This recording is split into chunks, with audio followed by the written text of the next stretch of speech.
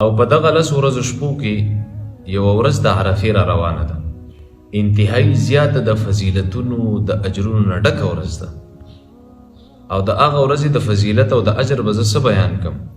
په کومه ورځ چې په عظیم کتاب په قرآن عظیم الشان کې الله رب العزت قسم خوري.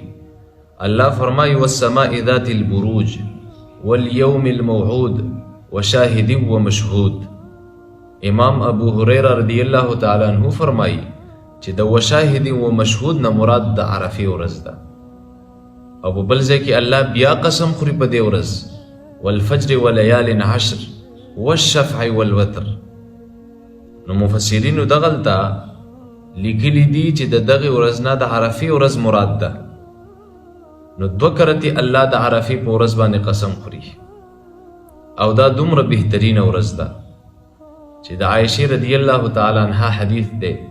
نبی کریم صلی الله علیه وسلم فرمایي چې د عرفې په ورځ الله څومره انسانان بخي ګناهګاران داسې په نورو ورځو کې الله نه بخي. او په یو بل حدیث کې نبی علیہ السلام فرمایي چې د چا په زړه کې د ذرې برابر ایمان وي هغه الله د عرفې په ورځ معاف کوي او بخي. د هغې ګناه الله معاف کوي چې د چا په زړه کې د ذرې برابر ایمان وي. ذره، سبحان الله، دومره اجرونه فضیلتونه. او بیا په یو بل حدیث کې نبی علیہ السلام فرمایي چې د عرفې هغه مبارکه ورځ ده چې الله په دغه ورځ بندگانو ته ځان نږدې کوي. د کائناتو رب عظیم الله، د ټولو خالق او پیدا کوونکی، د دې کائناتو کنټرولونکی، رب العالمین رب العالمین الله ناچیزه بنده ته ځان نږدې کوي. او ما او تا دومره بدبخته چې په دغه ورځ باندې هم الله ته ځان نه سیده کوو. څه به وشي که په دغه ورځ په خپلو خواهشاتو باندې څادر واچو، د جما نه د خوراک او څښاک نه ځان بند کړو، روژه ونیسو، الله راضي کو، صدقې وکړو، په خپلو نوکرانو مزدورانو باندې اسانتیا راحتي راولو، په خپلې کورنۍ باندې فراخي راولو، د خلکو زړونه خوشحاله کو، د خلکو سره صله رحمي وپالو. په کومه ورځ چې د دې ټولو کائناتو رب ځان نږدې کوي بندگانو ته او هغه ناچیزه بنده دی په هغه ورځ باندې غافلی، یقینا چې دا د بنده هلاکت دی. کوشش پکار دی چې رب العالمین ما او تا ته ځان نږدې کوي، نو ما او تا الله ته ځان نږدې کو، ما او تا کوشش وکړو چې الله راضي کړو. د دې ورځې فضیلتونه هغه انتهایی زیات دي. او بیا نبی علیہ الصلوۃ والسلام فرمایي، د ترمذی شریف حدیث دی چې څوک د عرفې روژه ونیسي نو زما په الله باندې یقین دی چې الله به دغه انسان یو کال وروستنی او یو کال مخکینی ګناهونه معاف کړي. دا د نبی علیہ الصلوۃ والسلام د صحیح حدیث الفاظ دي. اگر چې بعضې احادیث د عرفې د فضیلت په باره کې ضعیف دي، خو ما تاسو ته مخکې ویلي، پرون مې تاسو ته ویلي وو چې په باب د فضایلو کې بیا کله کله ضعیف احادیث هم چې هغه خلاف نوي د شریعت مطهره د اصولو سره په ټکر کې نه وي، نو هغه بیا قابل د قبول ګرځي. خو اوس پاتې شو دا خبره چې د افغانستان عرفه به کله وي؟ آیا افغانستان به د سعودي سره عرفه کوي او کنه د افغانستان به خپل عرفه وي؟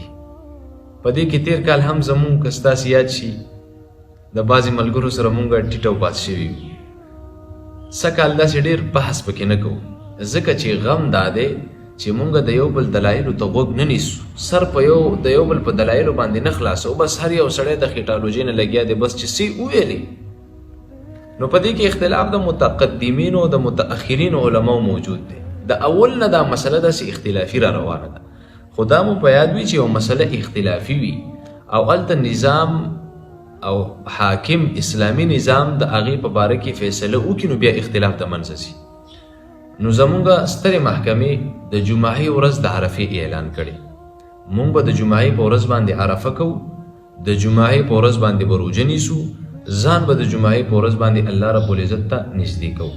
که په افغانستان کې څوک د پنجشنبې په ورځ عرفه کوي نو دا درسته نه ده. پکار دا ده چې موږ د جمعې په ورځ عرفه وکړو. اگر چې د حاجیانو به هلته په عرفات باندې ودرېدل د پنجشنبې په ورځ وي، خو موږ به عرفه د جمعې په ورځ کوو.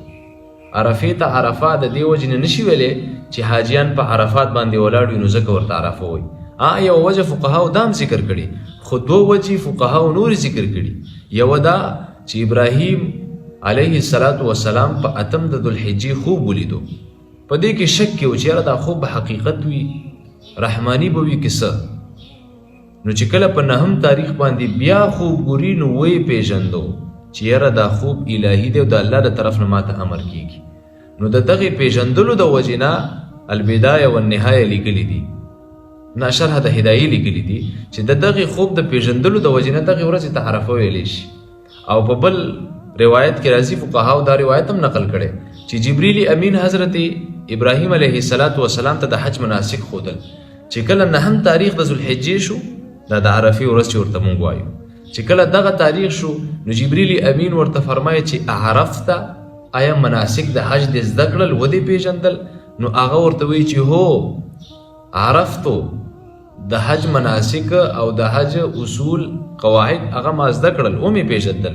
نو د دغې وجې نه عرفې ته عرفه ویلی شي. نور د چا سره داسې کوز او پاس کیږو نه. مونږ به د جمعې په ورځ عرفه کوو، روژه به نیسو، او د افغانستان ټولو خلکو ته پکار دي چې د جمعې په ورځ باندې عرفه وکړي، نه دا چې د پنجشنبې په ورځ. که د پنجشنبې په ورځ څوک روژه نیسي بالکل ثواب الله ورکوي، مستحب دي د دې 10 ورځو روژې. خو د عرفې په نیت باندې به مونږ د جمعې په ورځ روژه نیسو. صحیح ده انشاءالله. بعضې ملګري پکې بیا ما تاسو ته ویلې نور پکې اختلاف نه کوو، نور پکې بحث نه کوو. د هیڅ چا سره بحث ته ضرورت نشته. تاسې هم کوشش وکړئ تېر کال د بعضو سره تاسې ټیټ او پاس شوي وئ، بس مونږ به د جمعې په ورځ باندې عرفه نیسو. صحیح دی انشاءالله. تېر کال خو ستاسې په دې کم دلایل چې مونږ راجمع کړي په هغې باندې خو ستاسو ذهن خلاص وکړه، بس خلاص. نور ضرورت نشته چې مونږ یو بل سړی قانع کړو. چې نه قانع کېږي نو هغه ضرورت نشته چې مونږ ورسره خپل هغه قدر او هغه عزت هغه ورسره لیلام. یو سړی نه قانع کېږي نو څوک؟ او حاسد انسان به کله هم قانع نشي.